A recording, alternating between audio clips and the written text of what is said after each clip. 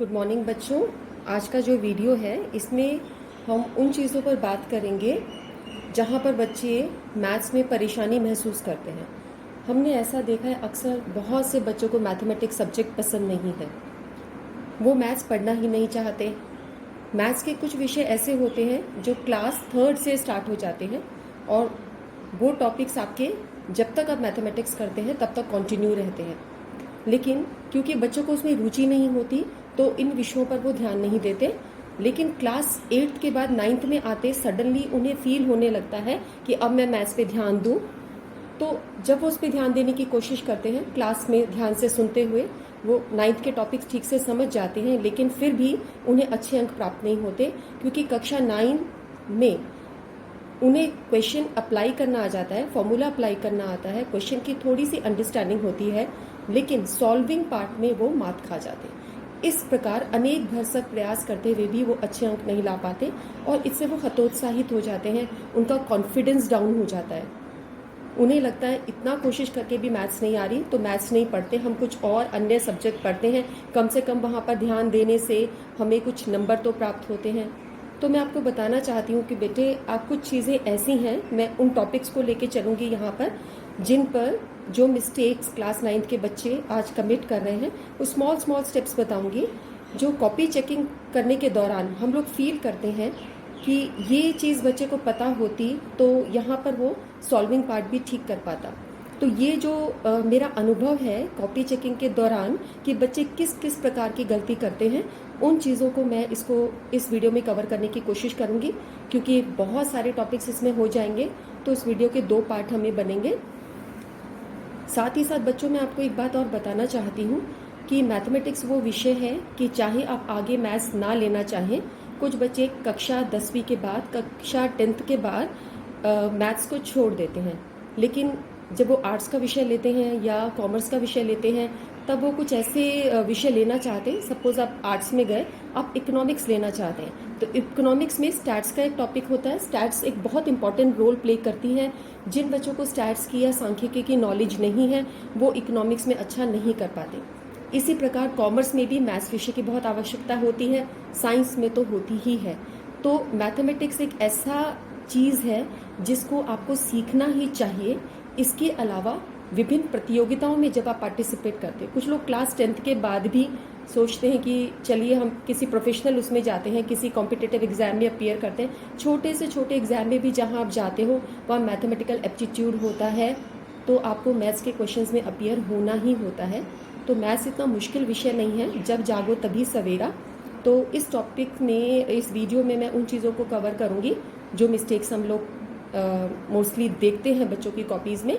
इससे पहले मैं आपको बताना चाहूँगी ताकि आप सजग हो जाएं, कम से कम अपने छोटे भाई बहनों को जो आपसे छोटी क्लास में हैं उनको बता सकें और आपको भी फील हो सके कि ये टॉपिक जो आप आजकल पढ़ रहे हैं वो कुछ नया नहीं है, इस पर आपने पहले भी पढ़ा है। जैसे कि आप पहला टॉपिक देखिए, फ्रैक्शनल नंबर्स। अच्छा, मैं दोनों इंग्लिश हिंदी मीडियम दोनों के बच्चों के लिए मैंने बनाया है, तो हम इंग्लिश में भी उस टर्म को बोलेंगे, हिंदी में भी बोलेंगे।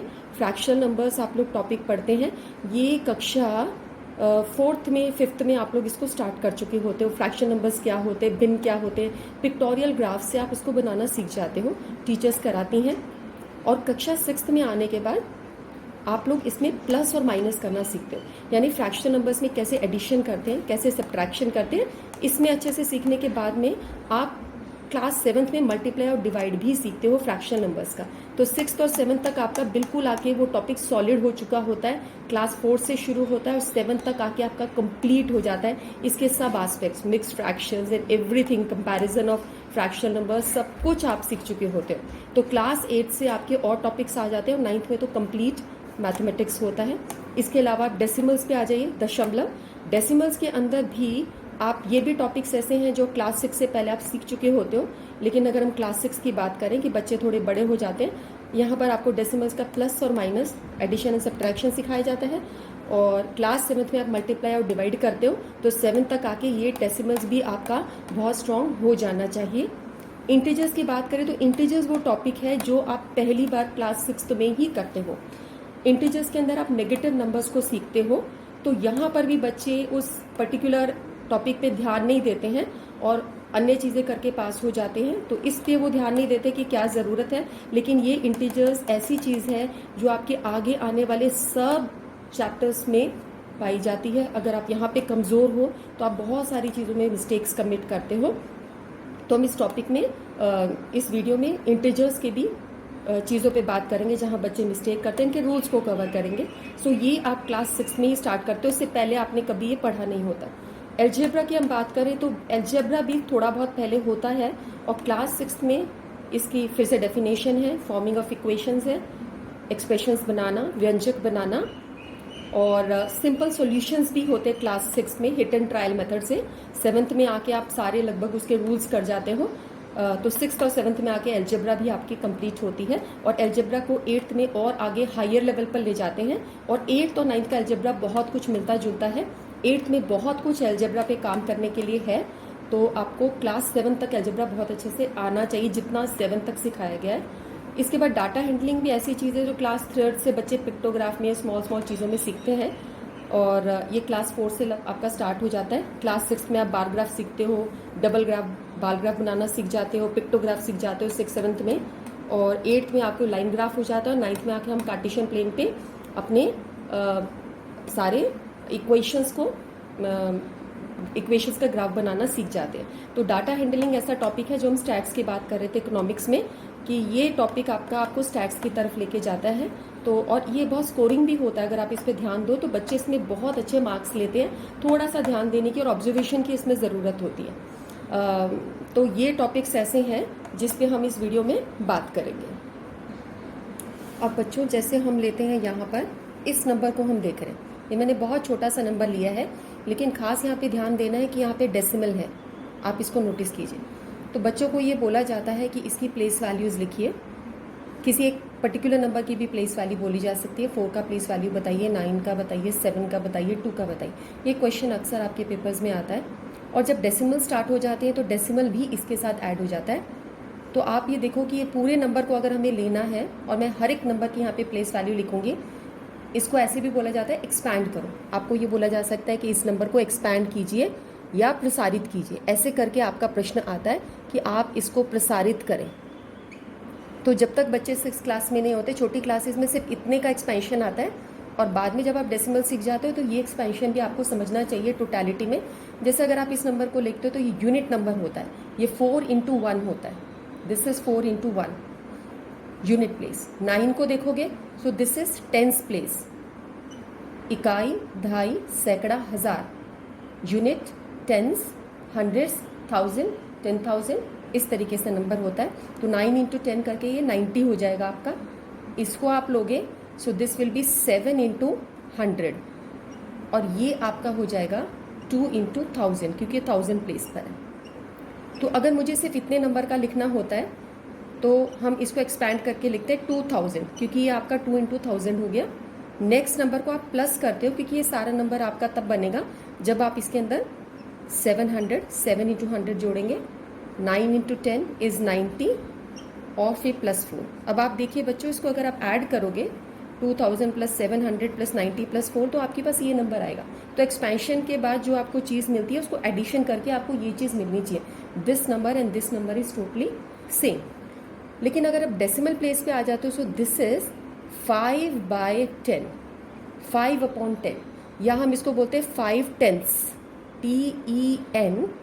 TENTHS, 5 tenths, या हिंदी वाले बच्चे बोलते हैं 5 दशांश, इस प्रकार से बोलते हैं।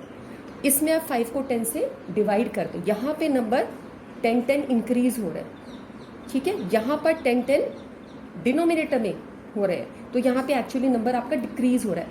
अगर आपकी क्वांटिटी डिनोमिनेटर में बढ़ती है, नीचे हर की तरफ बढ़ती है, तो एक्चुअली संख्या की वैल्यू कम होती है। तो 5 को 10 से भाग कर रहे हो तब ये वैल्यू आती है। इसी तरह जब आप 3 का लिखना चाहोगे तो 3 आपका बनेगा 3/100, इसको बोला जाएगा 3000s। थाउजेंड्स की स्पेलिंग लिख के DTHS, थाउजेंड्स, या हम इसको बोलेंगे 3 शतांश, शतवर्ष से शतांश। अगला नंबर होता तो वो आपका होगा थाउजेंड्स का, सॉरी ये गलत हो गया, दिस शुड बी हंड्रेड्स।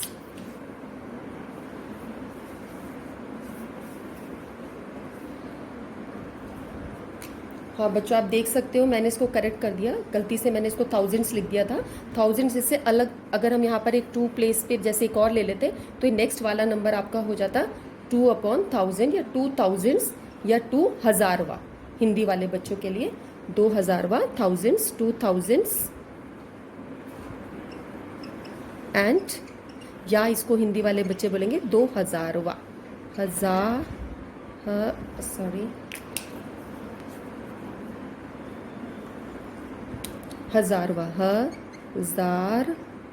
हजारवा।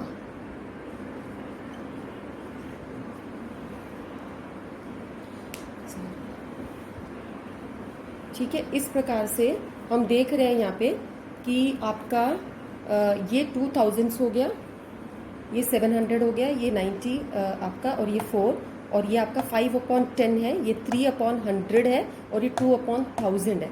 तो यहाँ पे मल्टीप्लाई मल्टीप्लाई मल्टीप्लाई 10 प्लेस होता है, यहाँ पे डिवाइड बाय 10 डिवाइड बाय 100 इस तरह से होता है। तो अब इस पे इसकी ज़्यादा आवश्यकता नहीं पड़ती। एक्चुअली होता क्या है, जब हमारे पास इस प्रकार के प्रश्न आते हैं कुछ सॉल्व करते हुए, जैसे कि हमारे पास आ गया 33/10, तो बच्चे इसको समझ नहीं पाते अब हम इसको क्या कर रहे हैं, वो 10 को 33 से डिवाइड कर रहे होते हैं लोअर क्लासेस में। यहाँ पर आप ये देखिए बच्चे, जब भी एक जीरो नीचे हो, आप यहाँ पे देख रहे हो एक जीरो नीचे होता है तो 0.5 है, तो हम ये बता दें कि 1 0 है तो 1 डिजिट के बाद आप डेसिमल लगा दीजिए। तो 1 डिजिट आपको कहाँ से मूव करना होता है, इस तरीके से मूव करना होता है, ये हो जाएगा आपका 3.3। इसी प्रकार अगर हम लें 33/1000 लें, तो अब यहाँ पर आप देखो कि 3 जीरोज हैं, तो 3 प्लेसेस के बाद आप डेसिमल लगाओगे तो 1 2, यहाँ पे कुछ और नहीं है तो हम एक जीरो अपनी तरफ से लगा के पॉइंट, तो 3 प्लेस बन गए 1 2 3। हमने डेसिमल प्लेसेस के लिए काउंटिंग राइट टू लेफ्ट करनी है। मैथमेटिक्स में बहुत सारे चीज़ों में आप राइट टू लेफ्ट ही चलते हो, एडिशन हो, सब्ट्रैक्शन हो, मल्टीप्लिकेशन हो, तो 0.033 आपका आ गया। इसी तरीके से जब इस डेसिमल प्लेस को रिमूव करना होता है, तो 1 प्लेस के बाद डेसिमल है, आप इसको रिमूव करना चाहोगे अगर, तो आप क्या करोगे, इसको हटाओगे और एक जीरो नीचे आएगी, तो हम बच्चों को बोलते हैं एक प्लेस बाद डेसिमल, इसको रिमूव किया नीचे 10 आ गया। इसी तरह जब इसके डेसिमल प्लेस को रिमूव करेंगे तो कितनी जीरोज नीचे आएंगी, 1000 आएगी। तो ये सिंपल मैथमेटिकल चीज़ें हैं जो बहुत स्मॉल एक कहीं पर बीच में आती है, यहाँ पर आप लोग टाइम वेस्ट करते हो उसको डिवाइड करने के लिए। ये आप जब यहाँ पर आपने सीखा ये 0.5 है, इसके लिए जब आप जाते हो तो 0.53 है 2 प्लेस के बाद, तो 3/100 हुआ। ये 3 प्लेस के बाद है 2/1000 हुआ। ये आपका हजारवा, हजारवा के स्पेलिंग में मुझे लग रहा है कहीं वाह खाली हो, हजारवा इस प्रकार से। मेरी थोड़ी हिंदी में शायद यहाँ पे स्पेलिंग में वो हो सकता है, हजारवा। ओके, सो विद दिस आप समझ सकते हैं कि डेसिमल में कैसे रहता है। अब हम डेसिमल्स की एडिशन देखेंगे। अब यहाँ पर जैसे आप कहीं पर क्वेश्चंस कर रहे हैं, जैसे स्टैट्स में हमने मोस्टली देखा है, आप मीन मीडियन मोड का फॉर्मूला अप्लाई कर देते हैं, चीज़ें सॉल्व हो जाती है, यहाँ पर आ जाती है। ये चीज़ अगर बच्चों के पास आए तो इसको फ्रैक्शनल नंबर्स की तरह ये सॉल्व करना शुरू कर देते हैं कि इसको फ्रैक्शनल नंबर मानेंगे, वो भी ठीक है, गलत कुछ नहीं होता। लेकिन ये सिंपल ज़्यादा क्या होगा अगर आप ये 3/10 को 0.3 लिखें और फिर आप इसको ऐड कर लें। अच्छा, कभी ऐसा होता है कि डेसिमल प्लेस में ही चीज़ है और ये आपके पास आ जाती है, जैसे वही है मॉडल क्लास आपकी यहाँ पर रहती है L + FM - F1 मोड के फॉर्मूले के अंदर, तो आप ये देखते हो ऐसी एक चीज़ आ जाती है। अब इसमें बच्चों को बोला जाता है आप इसे सॉल्व करो, तो बहुत से बच्चे इसको क्या करते हैं, आप वीडियो रोक के आप कोशिश कर सकते हैं जोड़ने की। मैंने ये देखा है कि बहुत तरह के आंसर्स आते हैं, बच्चे इसको ऐसे ऐड कर लेते हैं जिनको डेसिमल्स की एडिशन की अच्छे से प्रैक्टिस नहीं होती, और फिर यहाँ पर ऐड हुआ 774 और 7.4 इसका आंसर निकाल लेते हैं। अच्छा, कुछ बच्चे ऐसा करते हैं कि इसको ऐसे करते हैं। तो आप मुझे बताइए कि इसमें क्या चीज़ ठीक है, इसके अंदर ये ठीक है, जहाँ पर आपने 7 लिखा हो इसका मतलब है 7.0, तो आपको पता होना चाहिए कि कहाँ पर ये ऐड करना है। अक्सर देखा गया है कि इसको मेंटली बच्चे कर रहे होते हैं या कॉपी में भी करते हैं, क्योंकि उनको इस कंसेप्ट की नॉलेज नहीं है कि डेसिमल में एडिशन कैसे किया जाता है, इस चीज़ को वो ऐसे कर देते हैं। और ये मैंने स्टैट्स की बहुत से कॉपीज़ में बच्चों के ये मिस्टेक देखिए। स्मॉल सा मैंने नंबर्स लिए, नंबर्स मैंने बड़े नहीं लिए ताकि आपको समझ में आए, और बच्चे इस सिंपल नंबर को ऐड नहीं कर पाते। क्लास 9th में भी देखा है, क्लास 10th में भी देखा है, तो वो रियल आंसर आने से पहले, मेन आंसर आने से पहले 2-3 स्टेप पहले यहाँ इनका गलत हो जाता है, तो आप पूरा आंसर नहीं निकाल पाते. Even if you know the formulas, you know how to apply, there is a mistake and you are not able to get the full marks. अब मैंने एक छोटा सा क्वेश्चन लिया है, ये इसको आप एक ही क्वेश्चन से समझ जाओगे डेसिमल की एडिशन होती कैसे. आपके पास क्वेश्चन इस तरीके से रहता है, ये क्लास 6 का क्वेश्चन मैंने लिया है. डेसिमल्स को आपको ऐड करना है. 3 अलग अलग तरह के डेसिमल्स हम प्लेस देख रहे हैं. यहाँ 3 डिजिट्स के बाद डेसिमल है, यहाँ 1 डिजिट के बाद डेसिमल है, यहाँ 2 डिजिट के बाद डेसिमल है. इसमें लिखना ही इंपॉर्टेंट होता है, आपने नंबर्स को किस तरीके से लिखा है.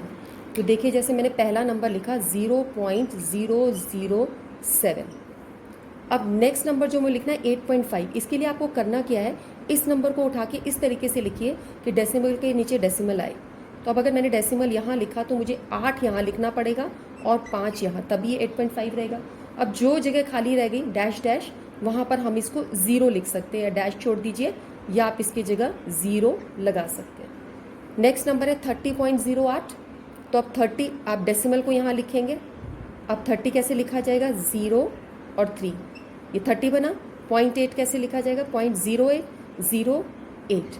ये जगह खाली रह गई, या तो आप इसको डैश छोड़ सकते हो या आप यहाँ 0 लिख सकते हो. अब आपने ऐसे कर दिया, ये प्लस का सिंबल लगाया. अब आपका लिखने का तरीका बिल्कुल ठीक है, आपने डेसिमल प्लेस के नीचे डेसिमल प्लेस लिखा है. सेम चीज़ आपको सब्ट्रैक्शन में फॉलो करनी होती है. एडिशन और सब्ट्रैक्शन दोनों में लिखने का खास तरीका है. अब आप इसको नॉर्मल एडिशन जो सब बच्चों को आता ही है वो आप कर सकते हो. 700, यहाँ पे 8, यहाँ पर 5, डेसिमल 8, 3. नॉर्मल मान लो यहाँ कोई कैरी करना होता तो कैरी होके इधर आ जाए, नॉर्मल नंबर ऐसे चलता, और डेसिमल के नीचे डेसिमल. तो अगर आप ठीक प्रकार से ठीक ढंग से डेसिमल नंबर्स को लिखोगे तो आपकी गलती हो ही नहीं सकती. और यही ट्रेंड आपको नेगेटिव यानी सब्ट्रैक्शन के अंदर भी डेसिमल प्लेस के नीचे डेसिमल प्लेस लिखना है और नॉर्मल सब्ट्रैक्शन करना है. अब जैसे आपको बोला जाता है आप इसे ऐड कीजिए. एडिशन हमने 2 + 3 5 सीखा है, सब सीखा है. अब आप देखो ये नॉर्मल नंबर है, यूनिट प्लेस टेंस प्लेस, ये आपका डेसिमल हो गया 2/10. हमने टेंस पढ़ा था, 2 टेंस, एंड दिस इज 6/1000. आप इसको या तो फ्रैक्शनल नंबर्स के एडिशन में भी कर सकते हो, ये सब फ्रैक्शनल नंबर्स है 3, इसको ऐड कर सकते हो.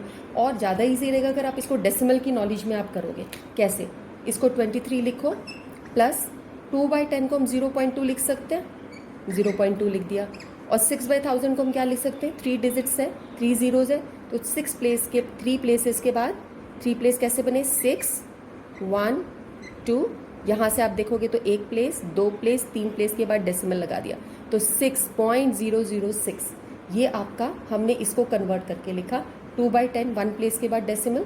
तो आप इधर से चल रहे हो तो 1 प्लेस के बाद डेसिमल हो गए.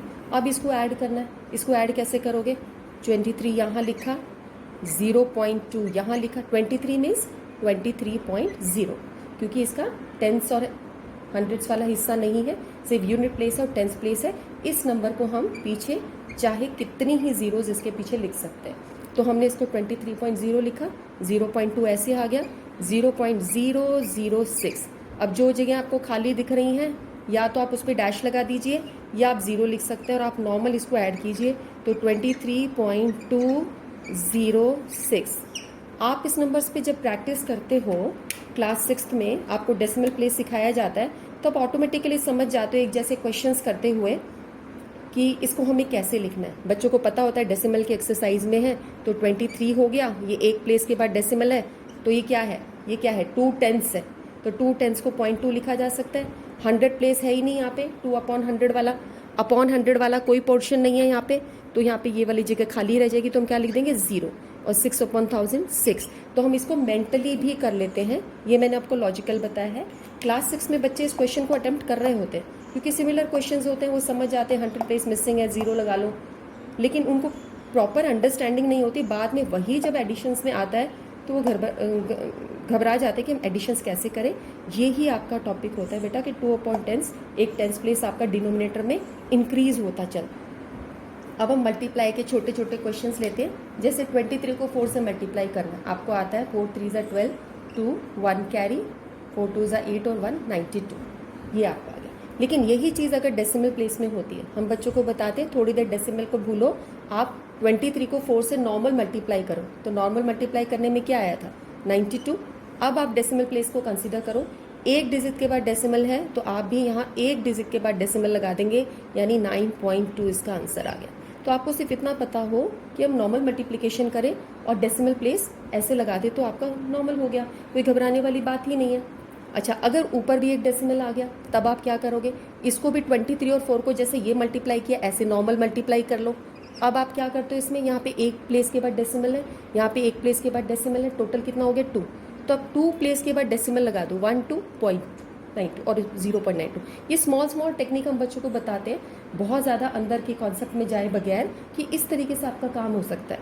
मान लो मैं इस क्वेश्चन को वैसे कर देती हूँ, बड़े बड़े नंबर हम बना देते हैं, जैसे मैंने अब कर दिया मल्टीप्लाई 0.004 और बच्चों को बोल दिया करो। अब बच्चे इसमें घबरा जाते हैं, यही चीज़ तो आराम से कर लेते 23 इंटू 4, लेकिन जब ऐसा नंबर हो जाता है, मेंसुरेशन में बहुत जगह ऐसे क्वेश्चंस होते हैं जहाँ पे डेसिमल प्लेस चल रहा है, बहुत सारा एक्सपोनेंट्स आप करने लगते हो, ऐसा कुछ नंबर आ जाता है तो उनको नहीं समझ आता हम कैसे सॉल्व करें। आपको क्या करना है, वैसे ही करना है। 23 को 4 से मल्टीप्लाई किया, 92 आ गया। ठीक है, अब आप ये देखो कितने प्लेस के बाद डेसिमल है, 2 प्लेस के बाद। कितने प्लेस के बाद डेसिमल है, 1 2 3 प्लेस के बाद। तो टोटल कितना हो गया, 5 प्लेसेस हो गए। तो अब आप 5 प्लेस के बाद यहाँ डेसिमल लगाओगे, ये कितना है 1 2 3 4 5 बन गए, 1 2 3 4 5। ये 2 प्लेस था, 1 2, ये 1 2 3, तो 2 और 3 5 हो गया। 5 प्लेसेस के बाद डेसिमल 1 2 3 4 5 यहाँ पे लगा दो। अब ये डेसिमल हम बच्चों को बहुत बार बोलते हैं, बहुत बार पेंसिल का डॉट आपका दिखता नहीं, यहाँ 0 लगाना सेफ रहता है, इसे क्लियर हो जाता है यहाँ डेसिमल है, तो आप यहाँ 0 ज़रूर लगाया करो। तो ये आपका आंसर आ गया 0.00092, हमारा आंसर हो गया 0.00092। ये नंबर जब हम एक्सपोनेंट सीख जाते हैं तो इस तरह के डेसिमल प्लेसेस आते हैं जहाँ पे पॉइंट आगे है पीछे है। स्टैंडर्ड फॉर्म जब आप सीखते हो तो ये नंबर से आपको डील करना पड़ता है। जो बच्चे आगे साइंस लेते हैं उनके लिए नंबर्स बहुत ज़्यादा वैल्यू करते हैं, क्योंकि नंबर स्मॉल नंबर्स आपको लिखना पड़ता है, इलेक्ट्रॉन्स की मास है, उनकी वेवलेंथ है, ये सब चीज़ें आपको कुछ लिखनी पड़ती है जहाँ पे ऐसे नंबर से आपको डील करना पड़ता है। तो इवन इफ़ आपको मैथमेटिक्स नहीं पसंद है तो भी कुछ छोटी छोटी चीज़ें हैं जिस पे आप ध्यान दोगे, छोटी क्लासेस से आपको सिखाया जा रहा है, तो कोई इतनी ज़्यादा मुश्किल नहीं है। आपको उसके कंसेप्ट में नहीं जाना, मेन वैल्यू की कैसे अप्लाई करना है वो मेन आप सीख जाएंगे तो आप अपनी चीज़ों को ठीक से कर पाएंगे। अब हम ऐसा लेते हैं कि जैसे आपके पास ये डिजिट्स हैं, आपको कन्वर्जन करनी पड़ती है। साइंस में भी बहुत टॉपिक्स में आपको कन्वर्जन करना पड़ता है, न्यूमेरिकल प्रॉब्लम्स जहाँ आती हैं या स्मॉल वैल्यूज़ भी कहीं पर ऐसा होता है कि आपको सॉल्व करके बताना होता है, डायमेंशंस दी होती हैं, लेंस फार्मूला होता है, वहाँ पर आपको अप्लाई करना पड़ता है। इसी तरह सेंटीमीटर, मिलीमीटर, मीटर, ग्राम्स, इनकी कन्वर्जन कहीं पर भी हमें प्रैक्टिकल मैथमेटिक्स में करनी पड़ती है। तो अगर आप इसका रूल याद कर लेते हो, रूल बहुत बच्चों को याद होता है कि 1 मीटर में कितने सेंटीमीटर होते हैं, 100 सेंटीमीटर होते हैं। तो अब आपको ये पता है कि सेंटीमीटर को आप ये भी सीख जाते हो, सेंटीमीटर को मीटर में कन्वर्ट करने के लिए हमें क्या करना है, डिवाइड करना है। किससे डिवाइड करना है, 15/100 से, क्योंकि आपका है क्या, 1 मीटर होता है 100 सेंटीमीटर के बराबर। तो आपको मीटर से सेंटीमीटर बनाना है तो आप क्या करोगे, multiply by 100। Metre to centimetre अगर हम चेंज करना चाहते हैं, और अगर हम सेंटीमीटर से मीटर बनाना चाहते हैं तो हमारा डिवाइड बाय 100 हो जाएगा। तो अब हम यहाँ पे क्या कर रहे हैं, सेंटीमीटर से मीटर बना रहे हैं, मीटर।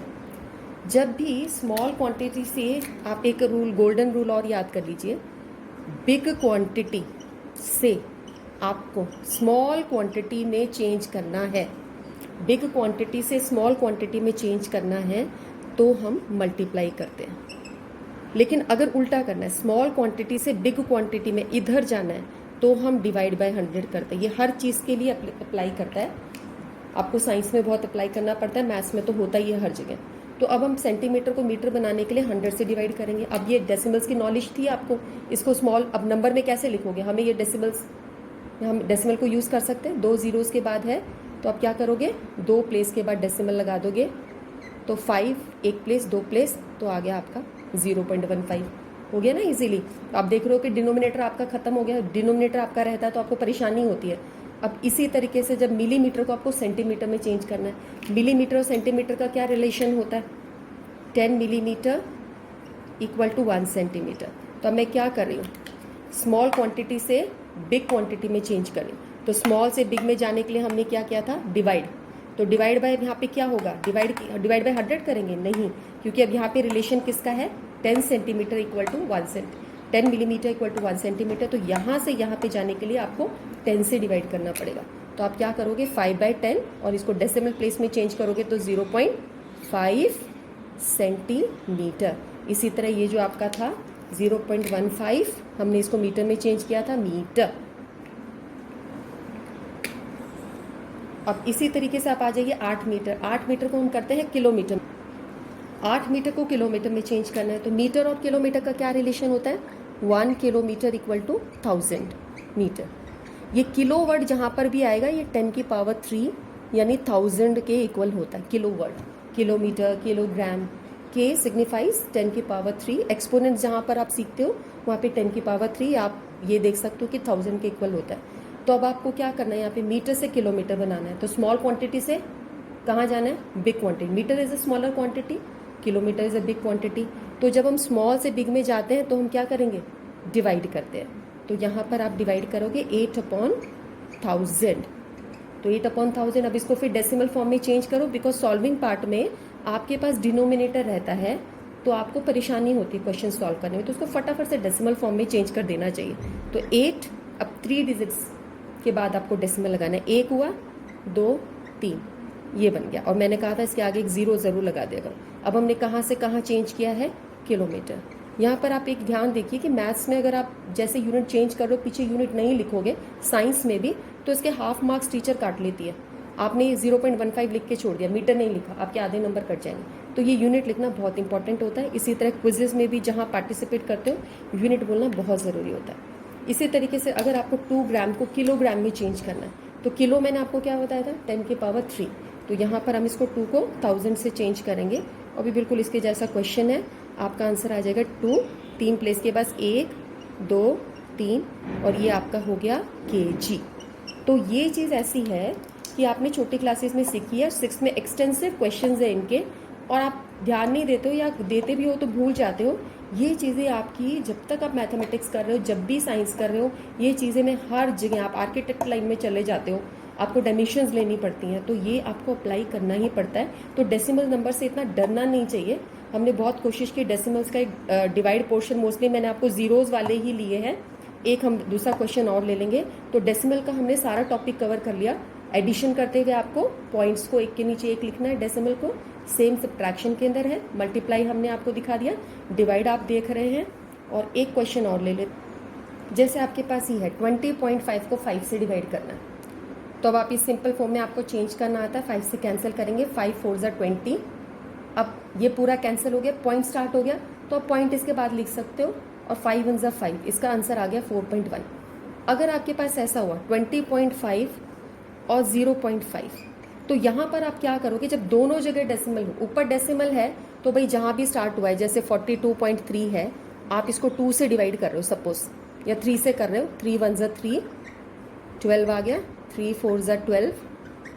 अब जैसे ये 3 प्लेस नीचे लाओगे, डेसिमल स्टार्ट हुआ, यहाँ डेसिमल लगा दो, 3 1 ज़ा 3, ये सॉल्व हो गया। तो यानी इन क्वेश्चंस के अंदर आपका जिस प्लेस पे भी डेसिमल आया, आप वहीं पर उसको क्वेश्चन फॉर्म में लिख दोगे। लेकिन आपको ट्रबल तब आती है जब डिनोमिनेटर में भी डेसिमल हो, तब आप क्या करोगे। यहाँ पर आपको ये देखना चाहिए, हम बच्चों को ये बताते हैं यहाँ पे कितने प्लेस के बाद डेसिमल है, 1 प्लेस के बाद। अगर हम इसका डेसिमल हटाते हैं तो क्या होता है, डिनोमिनेटर में एक 10 आ जाता है, डिवाइड बाई 10। डिवाइड बाई 10 किया था ना हमने, 3/10 किसके इक्वल है, 0.3 के इक्वल। 0.3 का अगर हम डेसिमल हटाएंगे तो हम इसको 3/10 लिख देंगे। ऐसे 0.5 का हटाएंगे तो 1/10, 1/10, 1 में ऊपर अभी लिख नहीं रही हूँ, ये 1/10 हो गया। इसी तरह जब इस 0.5 का डेसिमल हटाएंगे तो इसके डिनोमिनेटर में, इसके डिनोमिनेटर को क्या लिखोगे आप, 10/1। तो हम इसको ऐसे भी लिख देते हैं 20.5, 0.5। अगर हमने डेसिमल हटाया तो इसका 10 आ गया नीचे, इसका डेसिमल हटाया ये आ गया, और ये कैंसिल हो गया। स्मॉल प्रैक्टिस से हम बच्चों को ये भी सिखा देते हैं कि भाई दोनों डेसिमल प्लेसेस, ये भी एक डिजिट के बाद है, ये भी एक डिजिट के बाद है, क्योंकि 10th क्लास में, 9th क्लास में आपको ये कोई नहीं चेक करा, इंटरमीडिएट स्टेप्स लिखने की कोई ज़रूरत नहीं। आप मेंटली इसको डेसिमल को, इंडेसिमल्स को गैप समझ सकते हो। और 205 को 5 से जैसे डिवाइड करते हैं, 5 4 ज़ा 20 और 41 आपका आंसर आ सकता है। ठीक है, इस तरीके से आपने करा जब आपका डिनोमिनेटर में।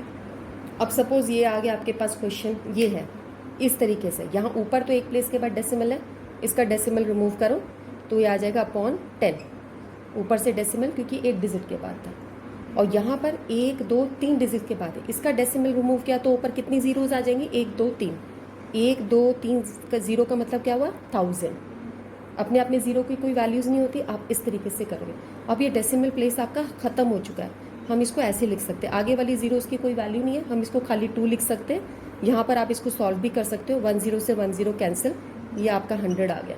अब आप इसको नॉर्मल डिवाइड कर लो, 2 1 ज़ा 2, 2 2 ज़ा 4, 2 1 ज़ा 2 इंटू 100, तो ये आपका आ गया 1 2 1 0 0। इस क्वेश्चन को आप एक्सपोनेंट्स की सहायता से भी कर सकते हो। डेसिमल की प्लेसेस में मैंने बता दिया कि डेसिमल्स की आप नॉलेज लगा लोगे तो बहुत फास्ट आपका काम होता है, और एक्सपोनेंट्स में भी जब हम इसको पावर में लेना सीखते हैं तो वो भी हम सीख जाते हैं कि कैसे करा जाएगा इस क्वेश्चंस को, उसको जब हम एक्सपोनेंट्स लेंगे तब मैं आपको बताऊंगी। तो बच्चों आपने ये देखा कि डेसिमल प्लेस अगर हमारा नीचे की तरफ होता है तो उससे बच्चे परेशानी में पड़ जाते हैं कि हम कैसे सॉल्व करें। सिंपल ही नंबर्स हैं, तो नीचे के डेसिमल हटाओगे तो ऊपर जीरोज लगेंगी आपकी, ऊपर के डेसिमल हटाओगे तो नीचे जीरोज लगेंगे। बस जितनी डिजिट्स के बाद डेसिमल है आपका उतनी ही जीरोज आपको उसके डिनोमिनेटर में देनी होती है। अब मैं आपको बताती हूँ फ्रैक्शन नंबर्स का। जैसे आपके पास नंबर है 1/2, 1/2 में आपको 1/2 ऐड करना है, तब तो बहुत ही सिंपल है क्योंकि नीचे दो डिनोमिनेटर सेम होते हैं। तो हम क्या करते हैं फ्रैक्शन नंबर्स में, अगर हमारा डिनोमिनेटर सेम होता है तो न्यूमरेटर को एज इट इज़ ऐड कर देते हैं, तो आपका आ जाता है 2/2। इसको सॉल्व करोगे आगे फ्रैक्शन नंबर्स सिंपलेस्ट फॉर्म में तो 1 आ जाएगा, या आप यहाँ पर भी छोड़ दीजिए।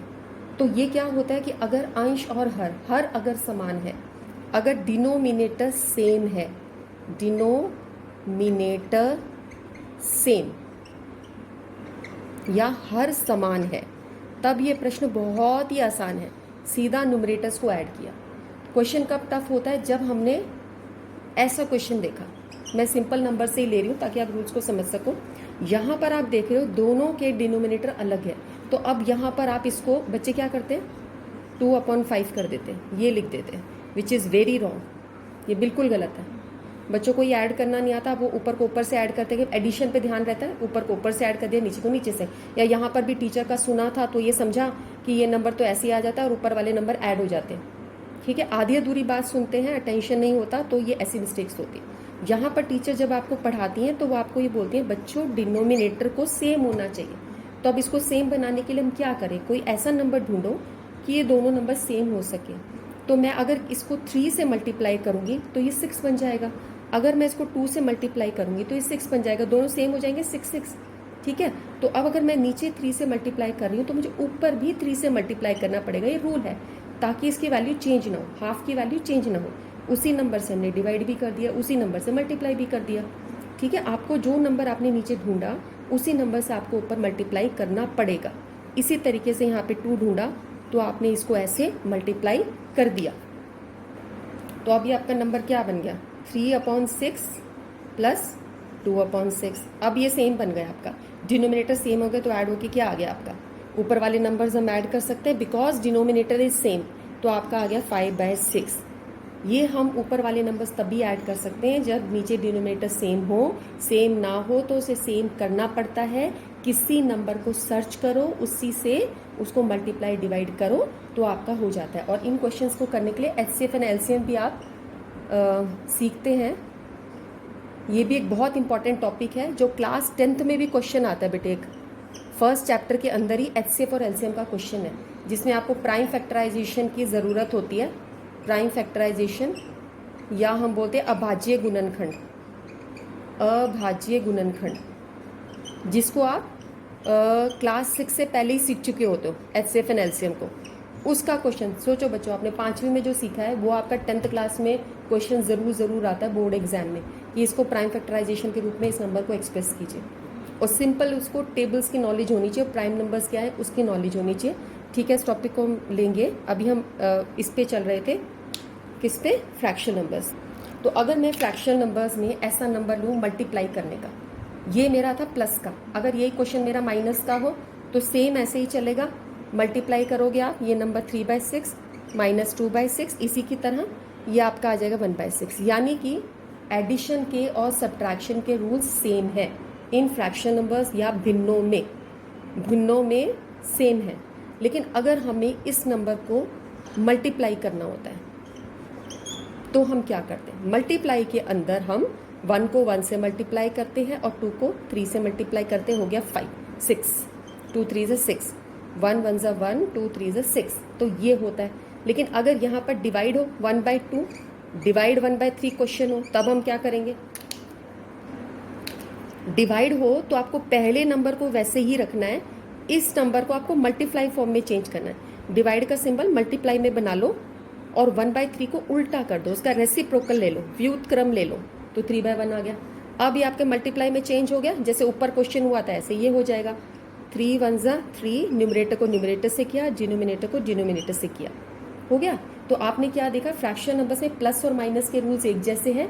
यहाँ पे आपको हर को समान बनाना होता है, हर को या डिनोमिनेटर को सेम करना होता है, ठीक है। और मल्टीप्लाई के अंदर आपको न्यूमरेटर को न्यूमरेटर से मल्टीप्लाई करना होता है, न्यूमरेटर को न्यूमरेटर से और डिनोमिनेटर को डिनोमिनेटर से। और डिवाइड के अंदर आप उसको मल्टीप्लाई में चेंज करो, और मल्टीप्लाई में चेंज करने के लिए जो सेकंड नंबर है उसका रेसिप्रोकल ले लो, उल्टा कर दो उसको, उल्टा अंश को हर बना दो, हर को अंश बना दो, यानी व्युत्क्रम उसको हम बोलते हैं। आप ये देख सकते हो, ये चीज़ें नंबर मैंने छोटे नंबरों से ली है, लेकिन ये सेम चीज़ें अगर मैं कोई बहुत बड़ा नंबर लूँ भाई 1/72 डिवाइड 1/56, तो भी ये ऐसे ही अप्लाई करेंगे। ये रूल्स सेम रहते हैं। अलजेब्रा में भी जब आप आ जाओगे डिवाइड को मल्टीप्लाई में चेंज करने का रूल वैसे ही रहेगा। ये रूल्स हैं, इनको आप बार बार सुन के इस वीडियो को इसको अपने माइंड में एब्जॉर्ब कर लो, ये एब्जॉर्ब हो जाएंगे, आप बड़े से बड़े क्वेश्चंस कर सकते हो।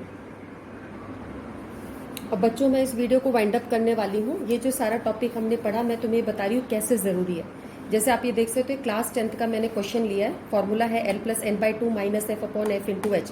बच्चे इस फॉर्मूले को अच्छे से याद कर लेते हैं। 10th क्लास में बहुत कॉम्पिटिटिव भी होते हैं, बहुत ये होता है बोर्ड एग्जाम में अच्छे मार्क्स आने चाहिए।